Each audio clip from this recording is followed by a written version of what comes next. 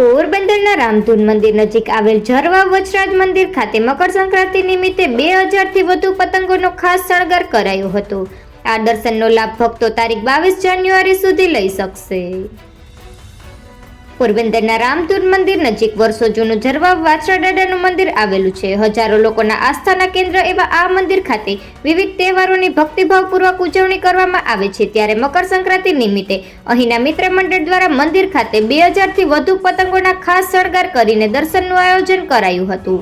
મિત્ર મંડળના 12થી વધુ લોકોએ 8 કલાકથી વધુ સમયની જહેમત બાદ આ શૃંગાર દર્શન તૈયાર કર્યા હતા। આ દર્શનનો મોટી સંખ્યામાં ભક્તોએ લાભ લઈ ધન્યતા અનુભવ કર્યો હતો। મંદિર ખાતે પ્રથમ વખત જ આ પ્રકારના દર્શનનું આયોજન કરાયું હતું। ત્યારે આ દર્શનનો લાભ ભક્તો તારીખ 22 જાન્યુઆરી સુધી લઈ શકશે। દર્શન બાદ આ પતંગનું વિતરણ બાળકોમાં કરવામાં આવશે। મિત્ર મંડળ દ્વારા બિપિનભાઈ કોટેચા સહિતના ભક્તોની આગેવાનીમાં દરેક તહેવાર ઉત્સાહપૂર્વક ઉજવવામાં આવે છે અને મંદિર ખાતે વિવિધ શણગાર પણ કરવામાં આવે છે। નિપુલ પોપટ, પોરબંદર ટાઈમ્સ।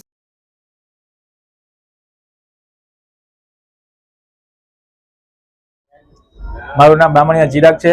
આ વાછરાદાદા મંદિર ઝરવા કોરીવાર પાસે આવેલું છે, રામધૂન ગલીવાળા। આ અમે લોકોએ 8 કલાકની મહેનતથી અમારા મિત્ર મંડળના 15-17 છોકરાઓ, બિપિનભાઈ જે આ મંદિરના સંચાલક છે, તેને આટલી બધી પતંગનું આયોજન, આટલી બધી પતંગનું આપણે ડેકોરેશન કર્યું છે। 8 કલાક લાગી છે આમાં, ને આ દર્શન 22 તારીખ સુધી કોઈ બી માણસ કરી શકશે। પછી આ દર્શન પૂરા થશે પછી આ બધી પતંગનું વિતરણ નાનકડા બાળકોને કરવામાં આવશે। મારું નામ સોલંકી ભાવેશ છે।